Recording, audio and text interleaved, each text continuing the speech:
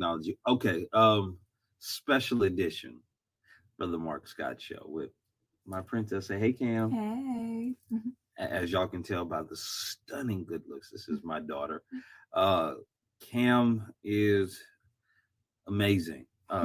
Again, of course, I'm biased. I'm her father, but she makes me so proud in so many ways. Not only is she absolutely beautiful to look at, but she has the inner beauty. And I have to give so much credit to your mom too. Like, yeah, she got the best of both of us. Um, I wanted to have this opportunity again.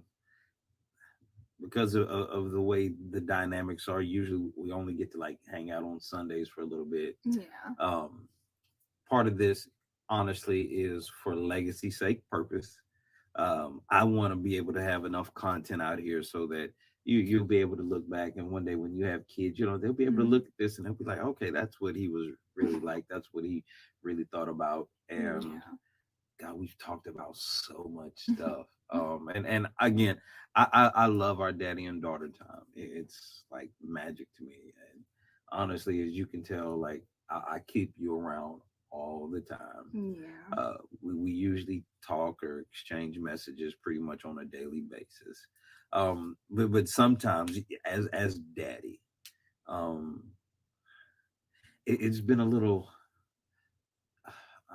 It's I know it's natural, Mm. but I can still remember you, like I got the baby picture of me holding you as a little baby, like Yeah. being first born. I remember what that felt like. Yeah. But now you're 17, getting ready to be 18 here in a couple of months. Mhm. Um, how do you feel right now? Like how would how would you say right now is your outlook on life?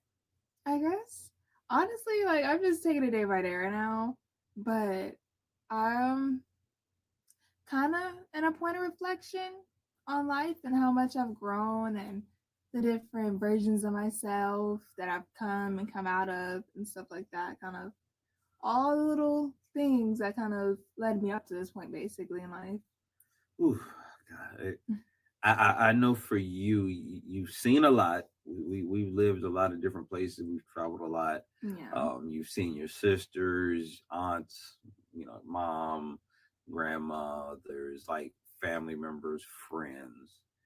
Like, how do you feel about your future right now? Like what, as far as what you expect, are you like optimistic? Are you worried? Like I know you say you're just taking it day by day, but how do you feel about like you're getting ready to graduate high school pretty Yeah. soon? You're like you've done all the work, you've got the grades, like um color guard, like you've done a lot of extracurricular stuff. Yeah. You've always been disciplined, you've always been an excellent student. Yeah. But as you're coming up on this milestone of graduation, like how do you feel about life? Like I'm definitely excited for the possibilities and a pending independence that of course I always look for and stuff like that. I always like kind of having my own space and kind of like looking forward to, I guess, in a way, more freedom, even though it comes with more responsibilities, with more independence. But Ooh, adulthood's coming up on her. yeah. How's that feel? Cause you work too, like Yeah, work, but you it's like, okay, it's gonna be full time working and stuff like that. Like I look forward to. I feel like in a way I'd be able to make more free time for myself when it's just work to be focused on. Like I'd rather just do work than school and work some days, honestly. right. But I guess it's a anxiousness because I kind of see like, okay, it really does come with a lot, and in this time period that the world's in, it seems like it's just more problems being added, more viruses or more issues that are adding that your generation didn't have to deal with. So Oh, what you mean? My generation don't have to deal with? you didn't exactly have to deal with the internet and coming out of coronavirus and How do you think we feel right now? Like, do you think like we're not going through it with y'all? yeah, I mean, yeah, y'all are, but I feel like coming into it while one the economy is like suffering. A lot of people are having hard Yeah, times financially. Like, yeah, we we ain't balling. Like, yeah. Of course, I know that, but I mean, like having to start at this point right. isn't exactly the most attractive feeling or thought right now. It's having a And again, I know depending on the circles of conversations that you are in, the mm-hmm. people you talk to, what you're exposed to, a lot of people don't see opportunity, Mm-hmm. but there are a lot of people out there who do. Yeah. um and this has been kind of the conversations, I talk to a lot of business owners at work all day, and Mm-hmm. one of the things I hear a lot of people from my generation say, especially when it comes to the younger generation, it seems like y'all don't want to work, like y'all want to have a lifestyle and Yeah. freedom and time, but Yeah. you don't. It's like the connection between how to actually pay for that Yeah. is, and the work part is like, well, I want the money, I just Mm-hmm. want to figure out a way to do it without having to work. Yeah. And I can't say it's every young person, because there is a lot of hardworking young people out there that I've met, and again, I'm impressed with. And you actually, you work pretty hard yourself, kiddo. Mm-hmm. Like, Yeah. you ain't no slouch. But do you think that overall attitude is just like a generational difference that we have? I don't know. I feel like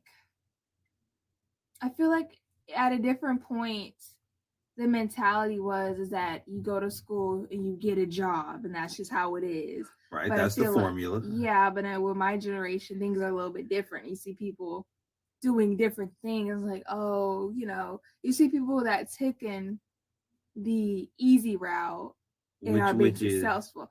I I don't know, the whole influencer thing, like, oh, I don't have to work. I don't work a 9 to 5. I just you and, see and, people doing different things and it's like, oh, but do you think, again, the internet is kind of tricky mm, because we don't see yeah, we everything see that the goes romance. into what it takes to be an influencer. Again, Daddy's been making videos for years now, like, and Yeah, most of it just casual, random, like stuff on Facebook. I've got a YouTube channel.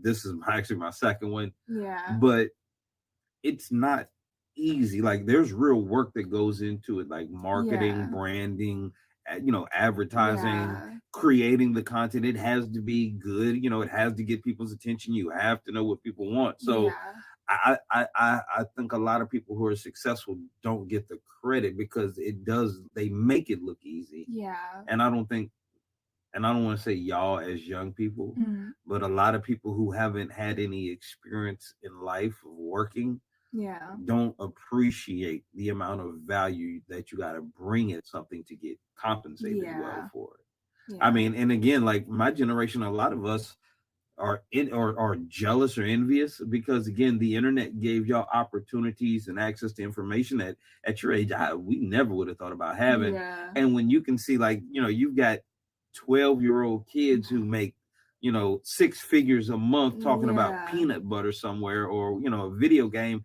and it's yeah, hard for us. Like, again, your daddy has worked hard all his life, all your life you've seen your daddy yeah, work, yeah, but again, I've never been able to achieve that kind of status or type of. mm-hmm, So there, I think there's a misunderstanding sometimes between the mm-hmm, generations, yeah, because I can't, of course you're my daughter and I care about you, yeah, but it's like I really want us to be able to have the kind of relationship where there's a mutual respect that's intergenerational, mm-hmm, where we can actually benefit from each other's point of view. yeah. Do you see that being like possible or a real opportunity, or do you, because if honestly sometimes it feels like y'all think y'all know everything? Yeah, I guess it's more so that things are being done differently now, I guess. But yeah, like anything is really possible, honestly, in this point in time. But yeah, I just guess there's just differences, but there are similarities. Life is still life. People still have the same struggles. It's just how we go about it is different. How y'all would have gone about it, I guess. Absolutely, yeah, y'all, yeah, the approach is much different. But you said something about anything being possible, Hmm. which on the surface is a true statement. Mm-hmm. But, like, do you recognize the difference between something being possible Mm-hmm. and then something being probable? Like, there's like the law of averages, there's a Yeah. probability. Like, and this is one of the challenges I see, because I know a lot of influencers talk about like manifestation, Yeah. and The Secret was a big thing, Yeah. and it really leaned into people's desire to want more and to be ambitious. without working, because it kind of taps into that feeling like I'm entitled, I deserve it. So if I just speak it enough or think it enough and get emotional enough, it'll happen. But it never adds the element of having skilled, Mhm. consistent work to actually add to that Yeah. process. So do you think there's a disconnect there? Yeah. Yeah, I definitely do think there's a disconnect. I feel like I guess it's almost like wishful thinking in a way, I guess. Yeah, yeah, Everyone a lot of that. wishes that we didn't have to work and stuff like that. People wish like, oh, you could just live and not have to work for it, because I mean that's the desired life for everybody. But yeah, I think definitely like you said, kind of on the entitlement. Some people do have this entitlement to, oh, everything's supposed to go my way, and it is how some people were raised. Not everyone Right. has had the opportunity to watch or grow up around a working class or people who work for what they need and stuff like that. Right. And again, your environment plays a lot into how you do it. Again, uh, we were talking about friends, and you have a very diverse and Yeah. eclectic group of friends. Yeah. You got your daddy's gift of gab. You can get along with any and everybody. Yeah. But you notice how the associations that you keep kind of tie you to different ways of thinking and environments, Mhm. and you can see how relationships can shape your life. Yeah. Mhm.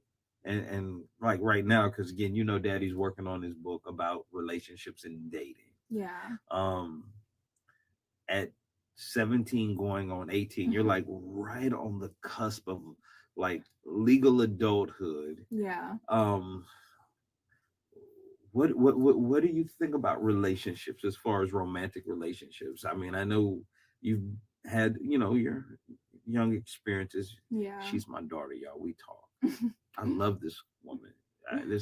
I try to remember that, she's always daddy's little girl, but she's a young woman now. Yeah. And I have to acknowledge and, appreciate and respect her autonomy as a young lady, but she's always daddy's little girl. So yeah, Yeah. I will hurt anybody behind this one, and I'll smile for the judge. I promise. Yeah. I'll confess to it all. But yeah, don't play with this one. But what are you expecting or wanting or hoping for? I don't know, honestly, at this point. I feel like I've been seeing so much negative about relationships. Yep. It's so at a point where there's no real, people don't exactly stick to the words right now. And I feel like, Ooh, but I that's feel like people, good. That is really and good. people never really have, like, I feel like the same relationship issues that my generation are dealing with is the same issues that people have always been dealing with. Right. But it's like right now, in a way, it's being praised, like the whole toxic relationship and having a lot of people on the side. It's such a praised thing, and it's like, well, now, honestly, it something else came to mind when you Mhm. said that, because I was doing a few interviews. I was trying to help out some friends of mine that are working on trying to promote their music careers, and yeah, I just met them, but again, daddy's always trying to help. yeah, And I remember one of the young kids, he's 17-year-old rapper out of Chicago, and he does that drill music. Mhm. And honestly, like he wanted me to promote, a couple of his songs, and I couldn't. Like I Yeah. listened to him, I'm like, I can't promote this. Like I admire his ambition to want to be successful at something, but yeah, the energy that's in that yeah, is so toxic, as you yeah. say. It is. Why do you think so many, it seems, and I'll just say in your generation, Yeah, because it is. seem to embrace so much toxicity in their mindsets? Why do you think that is? I don't. Honestly, I don't fully understand it. I don't think I ever will fully understand. Like, why are you praising like this type of lifestyle? Like, yeah, and it's almost trying to make it normal or like a cool thing. We're like, oh, everyone's doing this. Everybody's No, we're not. acting like this. Most of us got good sense, and we're trying to live productive, wholesome, law-abiding life. Like we're trying to do something good with our life, and give our family a legacy and something to be proud of. Most people aren't out here trying to be ignorant. Yeah. But it does seem like there's a lot of money that seems to push that negative imagery. Do you ever think about like oh God, I mean, we talk about so much. Mm-hmm. But do you think about how the patterns that we are fed through media can manipulate or kind of incite different types of toxic mindsets? Yeah, and like see it on the daily, and especially with, like new rap and stuff like that, rapping about want to be a gangster and you're in this gang and you got this many bodies and stuff like that. And it's like I see people Why who y'all be telling on y'allself? Like old school, we even if we was doing some stuff, you didn't publicize your own dirt. Like why? yeah, and I guess with social media, it's almost like a way to brag, and it's like The I see, clout? yeah, that whole Why is clout so important? I don't know. I guess because everybody wants to be liked, and I feel like But like, are you really liked? Because again, like if you get a bunch of likes on your Instagram or mm-hmm, your social media, like I know that does something for us. Like it's been studied. It yeah, releases dopamine, but what people are willing to do on camera, it was crazy. thankfully, my daughter has never done anything like that crazy. But like for your social media, what do you what do you, well, you post a lot of really thoughtful stuff. You're very conscientious. Yeah. Um, do you how do you separate the two, like your real life, your social media life, and how do you view social media? I feel like social media is such a loophole. I feel like people use it differently. Of course, it's shows more so the romanticized part of people's lives and stuff like that. But I feel like in my generation, it's like you have your main page of social media, the one you show, the one you can show your family, and then you have like That's the the only one private. she lets daddy on. And then like you have like your spam or like your second page where it's like, okay, you let your friends on there. It's showing more so of another side of you that you don't want to publicly show and stuff like that. Right. So okay. But yeah, like most people, at least for my generation, that's kind of how it That's kind of is. the norm. Like you Yeah. got a public persona, like this is the one I share with family and friends and Mm-hmm. potential employers, and I have my other one, the private page. Yeah, the more The one you fun got to one. get special access to. Yeah. Everybody ain't allowed on that page. Yeah, no. I mean, it makes sense, but again, like coming into it, because again, daddy remembers life before the internet. Yeah. And again, it was just something to do fun. You got to connect with people, share pictures, and I got to see a bunch of funny stuff. Yeah, again, Yeah. my sense of humor was, yeah, I like funny stuff. So yeah. and I noticed how the algorithms will keep feeding you similar stuff that similar you're stuff. around. And when you see how people are affected in society, Mm-hmm. like, do y'all really?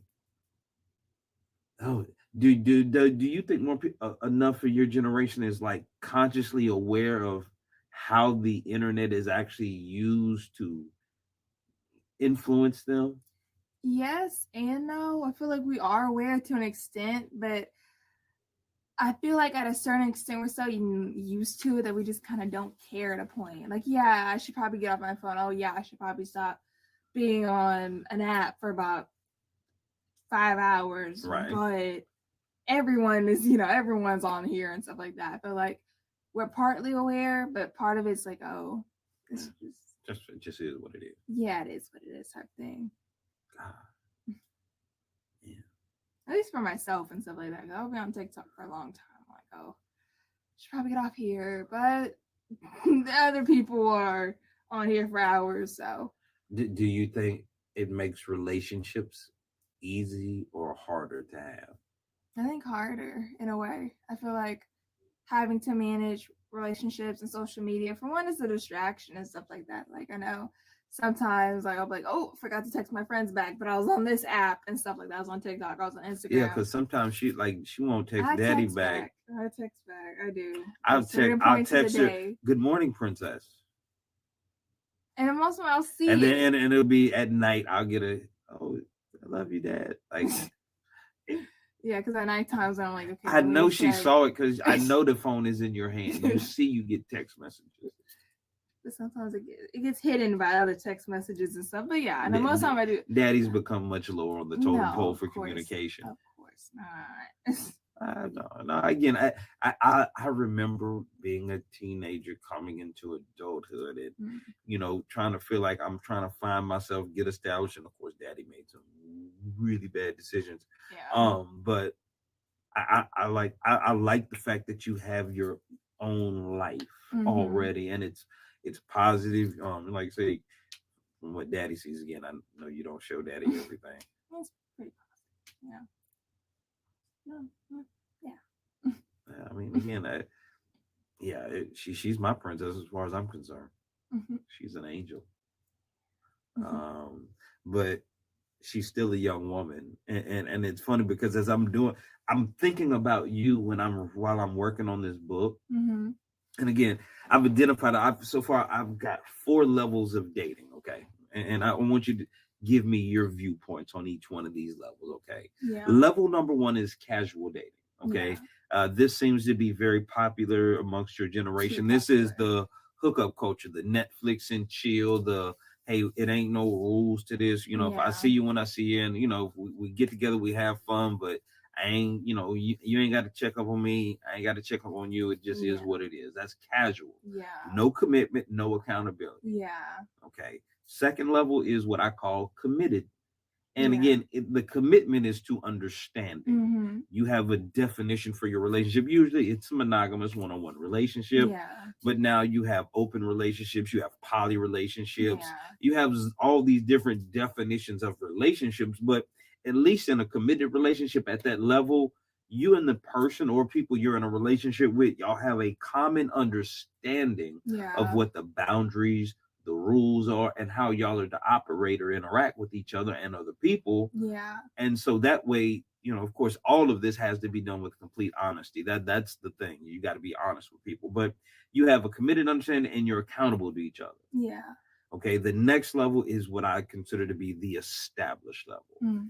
Now these are the people who want to be married, Mm. have family, children, build legacy. Yeah. All 3 of these levels you see are out here, Yeah. but each one of them has a different mode of operating, a different rule set. Yeah. You can't deal with somebody if you want to have legacy and you want to be in an established level. Mm. You can't deal with people who are just in the casual level. They're Yeah. playing by a different set of rules, and Yeah. eventually, if y'all two get together, you're gonna run into a problem because y'all are thinking differently, have different outcome goals, and the Yeah. rules you move about be different. Yeah. Then there's the fourth level, and Flo actually gave me this level. Mhm. That's the I'm done. Like I can do bad all by myself. Y'all leave me alone. This is the Yeah. usually you done had your feelings hurt, been cheated on, went Yeah. through a divorce, you got your heart broke some form or fashion, and you just at that point, look, I'm tired of everybody. And this is when you usually hear the guy say, "Oh, women ain't shit," or the women say, "Oh, men ain't shit." Like, Yeah. and they're bitter, and you either like go through a healing process, you get therapy, you do whatever you do to cleanse yourself, Yeah. or you just stay there and you actually get stuck because it's the only place you feel safe is being alone, so you can guard and protect your heart. Yeah. So out of those 4 levels, what do you think you would place yourself in? I feel like for me, the type of person I am, I'm a loyal person. So like mentally, I go straight to like a committed type of thing. Right. And forgetting that other people might not be on that type of mindset and stuff like that. And I feel like a lot of times we'll say that we have a certain type of mindset. Like we'll say, like, okay, yeah, we want to be on a committed level or we want to be on a casual level. But in our heads, we're not being honest with what we actually want or what we actually feel and stuff like that. So it's like, oh, I'll say this, but mentally is actually this type of category, or I'm actually on this. Why are we afraid to be honest with each other? I feel like, I don't know, because it's scary. I feel like it's scary to be vulnerable or to be honest with ourselves as admitting, or yeah, I guess for some people it's hard to admit what they actually want and stuff like that because they're scared. Like, oh, what if it fails? What if it doesn't go my way and stuff like that? What if I say the wrong thing and it gets messed up? It's scary. For some people, it's more scary, or they'll overthink it and stuff like that. I feel like it depends on the type of person or what level of self awareness they're on, or how comfortable they feel with themselves and others. Yeah. So do you think people I mean, well, I know they do, Yeah, but from people your do point of view, change. people change and they will go from one level to the Yeah, other. and that's inevitable. Like we are supposed to change. You're never supposed to stay the same. For ourselves and relationships. And I think that's kind of what messes up some relationships in a way. People start to change and like, oh, well, you're changing on me. But no, you're just evolving as a person and stuff like that. You're Mhm. changing, whether it's for the better or for the worse. Well, like a butterfly goes to a cocoon and stuff like that. Yeah, but there has to be some core values that don't change, Yeah. because I think one of the things that keeps a lot of people afraid of honesty is it seems like what's true or understood Mm-hmm. as true keeps shifting. There's a lot of Yeah. uncertainty, Yeah. and people are just not able. Again, I'm amazed by how many people are openly Mm. okay with lying. Yeah. Like politicians lie, Yeah. the media lies, pharmaceutical companies, like Mm-hmm. there's a health food section in the grocery store. If you read some of the ingredients, you just go to the grocery store and look at some of the ingredients. Mm-hmm. A lot of times you'll see stuff like organic. And if you read the ingredients, it's so many chemicals in it. It's Yeah, like it only heavy. had to be a certain percentage for them to use that labeling. Yeah, But just because enough. most people are mentally lazy, Mm-hmm. they just assume that what they're being told on the surface is true. But we just we're so lazy, we just accept lying. Yeah. And in relationships, when it's like you set relationships up to fail when you started off not being completely honest. Yeah. And this is something, again, in the book, this is like there are three core mandates that everybody must follow, and number one is you have to be completely honest and transparent with people. Yeah.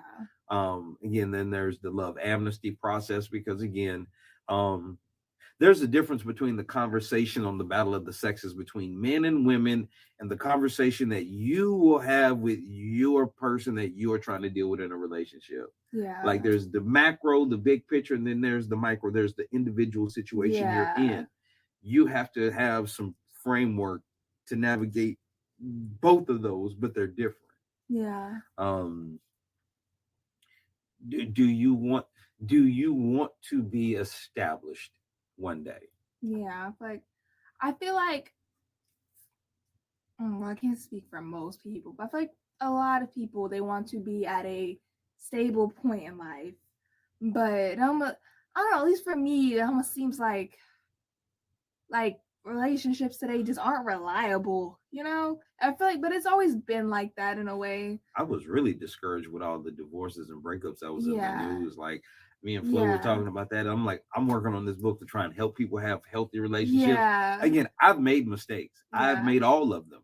So I'm Yeah. trying to help people not have to make them. But when you see celebrities that we put up on a pedestal and we forget, look, they're human beings. Most people who are celebrities are unique. They're eccentric. They're not balanced. Usually, not usually the most well-rounded people, because in order to stand out at that level, you have to be different. Yeah. And because of the way we pedestalize them, Yeah. it's like we compare ourselves to eccentric people and wonder why we don't have the same results they have. And the truth is, if you really got to know some of these celebrities, you would not want to be in their shoes. Yeah, and I feel like a lot of people, as for the divorce rate, they kind of talk about like, oh, well, people aren't, like they were before. People, women would put up with it, but I'm like, the relationships back then, they were having the same issues, the cheating, the abuse, but people had to stay because, like, back then getting divorced was a little bit harder, especially with religion and the cultural pressures. I mean, the understanding, and again, Daddy is old school. Yeah. I absolutely see the value in keeping a family unit together. The community structure is centered around the nuclear family. Yeah. It's scientifically, culturally, historically understood. Any child brought into this world has a much healthier outlook, physically, mentally, and emotionally, when there's two parents raising them that are mentally sane. Right. Yeah. Again, but the celebration of single parenthood over the last couple of generations has weakened our community. And Yeah. now it's like uh, people will put their individual happiness above the community or family structure. And Yeah. we've become very I want to just like the thought process in Western civilization is very self-centered and It is. individualistic. Mm-hmm. The only way to have healthy family and community that will survive the challenges that will ultimately present themselves with human nature. Yeah. And I don't understand, like, I don't care what your religious belief is, but if you understand or believe that there is a creator, men and women Mm. are biologically designed to go together. Like, if you just look at nature, we're supposed to be able to harmoniously cooperate with each other. Yeah. But something about our understandings, our social norms, our everything that has shaped culture, and especially down to relationships now, it seems like we don't like or want to get along well with each other at Yeah. a macro. But Yeah. I see, like I say, we were at our karaoke spot Friday, Mm-hmm. saw a couple couples in there, beautiful, just to see people still happy. One guy and his wife were in there celebrating their 28-year anniversary, and, Yeah. and I see a lot of good couples still fighting it, sticking together, celebrating each other. And then, of course, you see the people been married 25, 30 years getting divorced. You see the Yeah. people, uh, it is very sobering Mm-hmm. to look at relationships. And I'm trying to think, as your father, Mm-hmm. how can I help give you some tools to use to be able to really um navigate Mm-hmm. relationships in a way that, again, I know I can't protect you from everything. You're gonna have to Yeah. make your own decisions, but how can I give you a blueprint to use that will help you navigate that? I guess the best is just by example. I feel like there's no way to try to help with that. I guess just by having, example, like, leading by example in a way. Yeah. Yeah, and of course, Daddy hasn't always been the best example, Yeah. but I think our transparency, our honesty, like that, even, I mean, like say, there was a point in time where we really weren't communicating much. Yeah. And again, the divorce between your mother and I mean, divorce is never a good thing. We Yeah. tried to be as amicable and as, as peaceful as possible. It was painful on both sides. Daddy, of course, had to take full responsibility, but the way it affected our relationship, Mm-hmm. I didn't want you to have to go through and deal with the negative side. Yeah. But again, you had your own experiences that Yeah. almost mirrored what your mother and I went through. Yeah. And honestly, part of Daddy felt like that was like part of my karma, like getting on Mm-hmm. you, and I felt guilty I for thought that. about that too.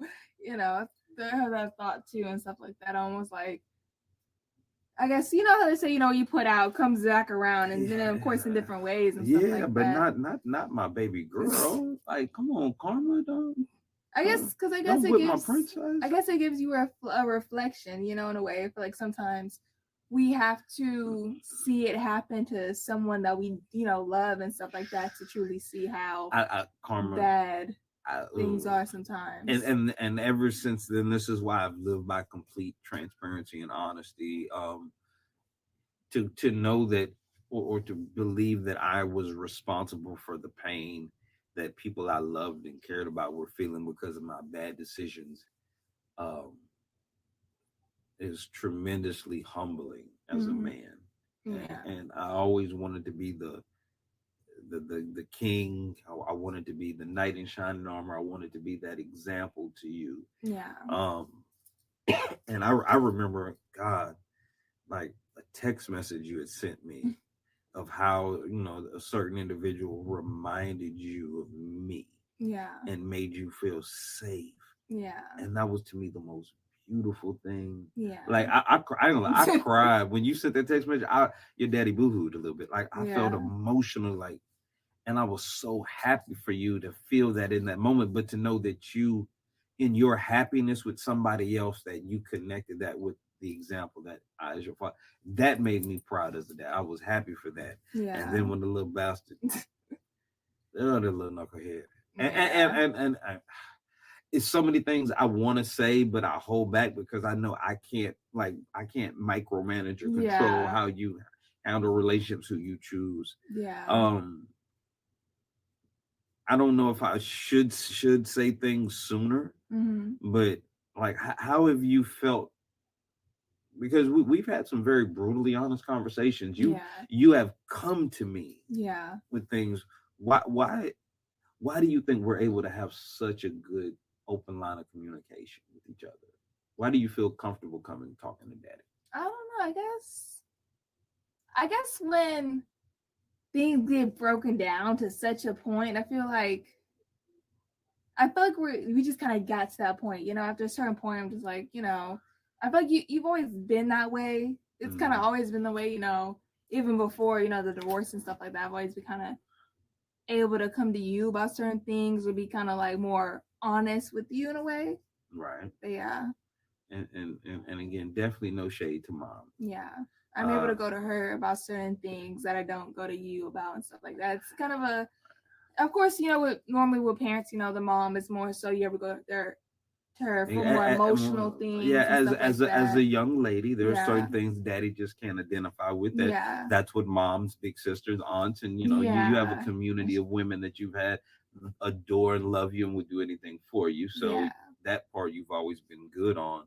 But daddy wanted to make sure I was always there for you, that balance, that safety, Mm-hmm. that security. Yeah, But honestly, I've always, since the day I first held you in my hand, instantly I became aware that one day I'm not going to be here. yeah, And I want to make sure that as your father, not only do I love you and protect you, but I prepare and equip you yeah, for to be able to stand on your own and to embrace life and your purpose. yeah, And I've, again, it's been moments where I've stepped back and I've watched how you handled things in yourself, and I've been so proud of you. yeah.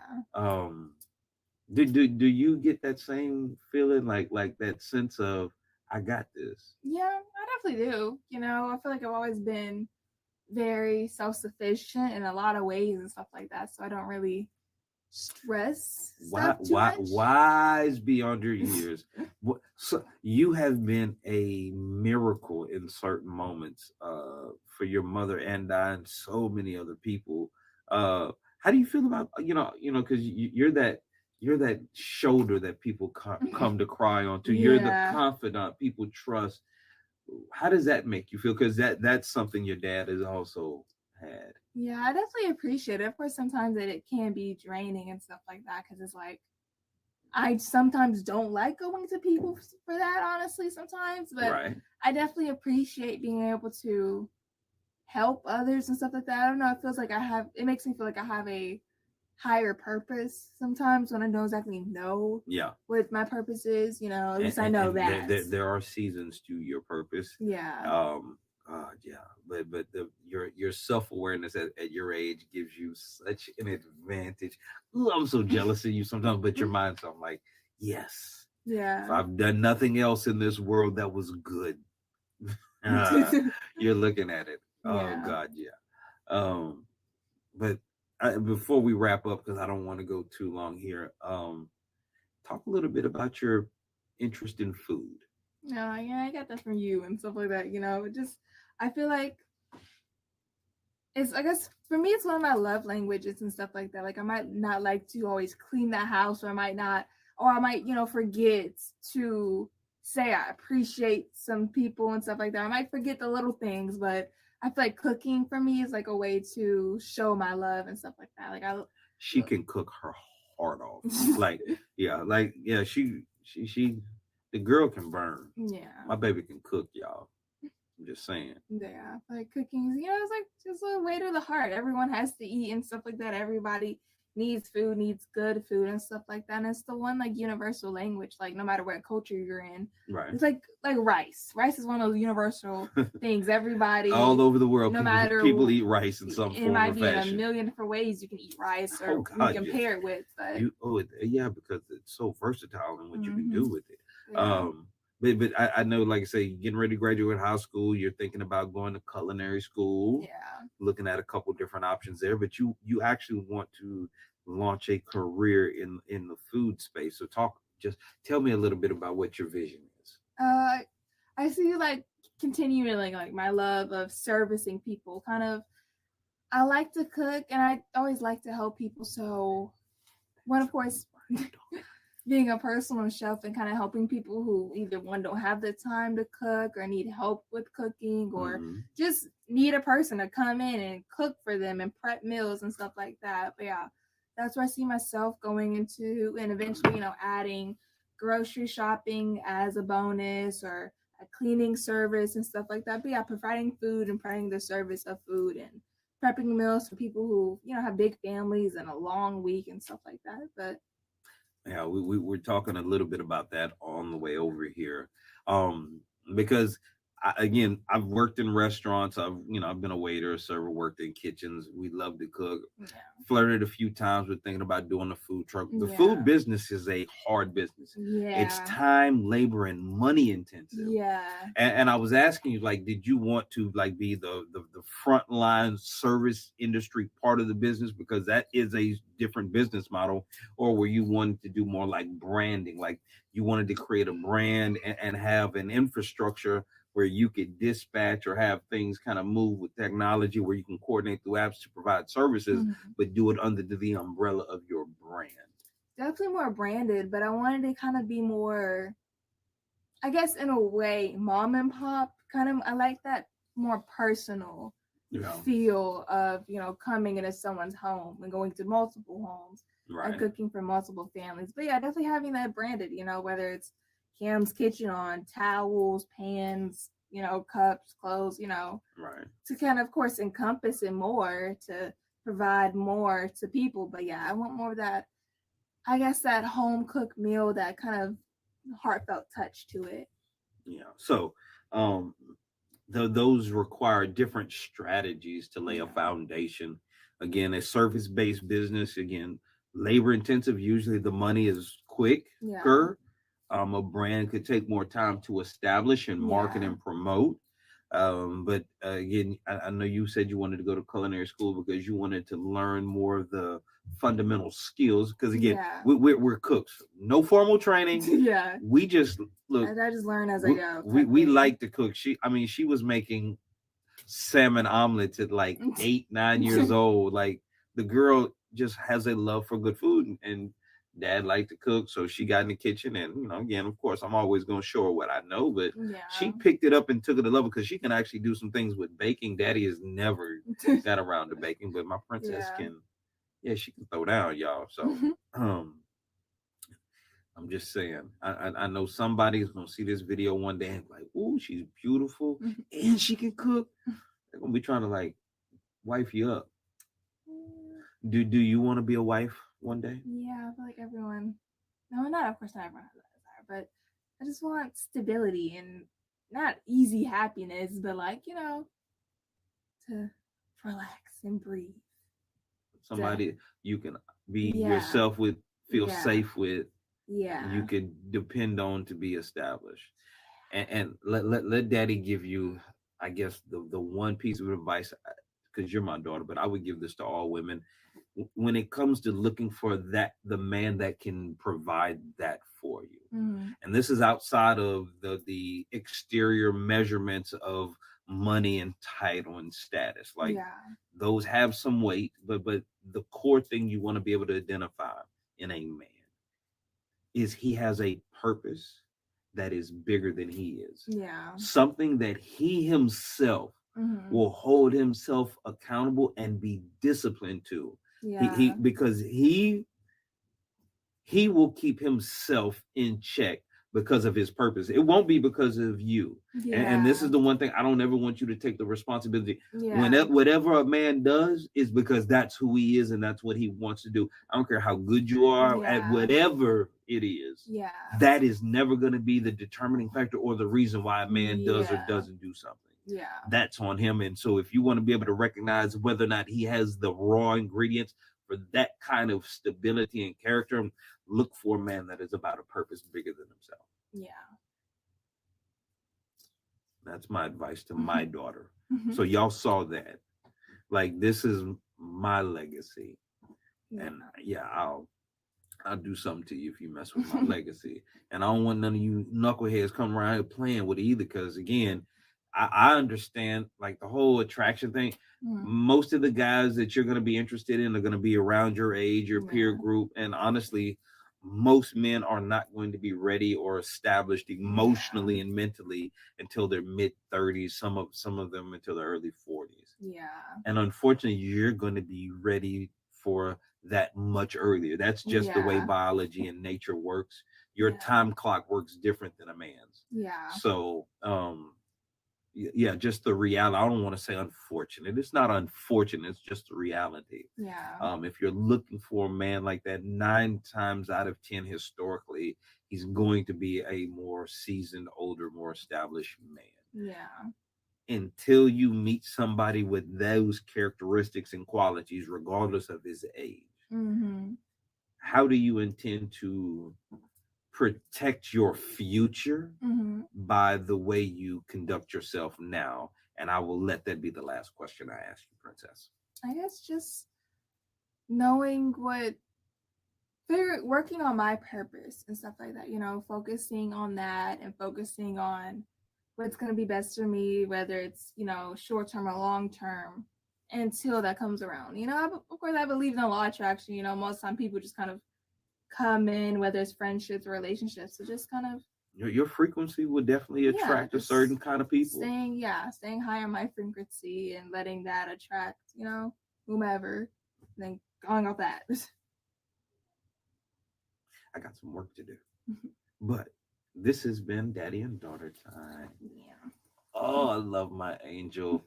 And I wanted to make sure we got a chance to do a video together because again, y'all see the channel, y'all see I'm creating content. Y'all saw the banner scrolling down here at the bottom. Please support the ministry, support the effort, the movement. I'm really working hard to bring quality back to relationships. So again, you see right here the dating game.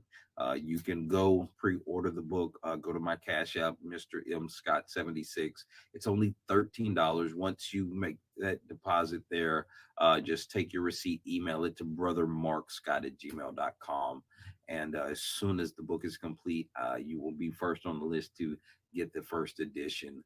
But I'm actually thinking about my own princess while I'm putting this together. Again, I want this to be the kind of book that has the ability to stand the test of time with solid principles. I understand the trends and fads and how they play and stuff, but I want to have something that's solid that can be used for generations to help us at least build a quality foundation of communication and healthy relationships. Because I want my future here to have a chance. Because ain't nobody else coming to save us. So we have to do it ourselves. And these kind of conversations are the ones we have all the time. Yeah. So again, I think it's needed for the world to have the opportunity to see honest, real conversations, especially, there are not a whole lot of daddy daughters that get the kind of shine for real, meaningful, substantive conversations. And I want to make sure we put some positivity out. So y'all stay encouraged. It's all about the love. See, point up there, can't point right there with me. Y'all see the logo. That's the Brother Mark Love logo. It's up there. Yeah, right here. That's the Brother Mark Love logo. It's all about love. And I love my princess. So proud of her. Getting ready to graduate. Yeah. Well, big things. Big things. All right. Well, we out, y'all. Bye. Peace.